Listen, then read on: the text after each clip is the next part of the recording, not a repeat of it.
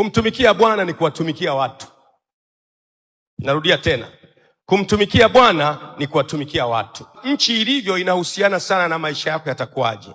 The economy of the country determines the citizens of the country.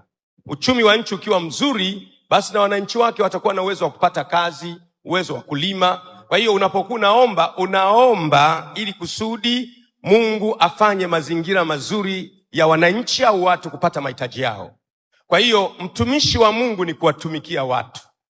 Na ndiyo maana hata utumishi wa serikali, mkuu wa mkoa ni mtumishi wa Mungu kwa ajili ya watu. Rais ni mtumishi wa Mungu kwa ajili ya watu. Na mtumishi wa Mungu anaweza kuadhibiwa na Mungu. Kwa hiyo uwe unamjua Yesu, humjui Yesu, lakini kila nafasi alionayo mtu, ama ni ya kisiasa, ama ni ya kiuchumi, ama ni ya kimedical, umepewa na Mungu kwa wakati, ili kupitia hiyo nafasi uwatumikie watu wa Mungu, upate thawabu kutoka kwa Mungu. Tumpigie Mungu makofi.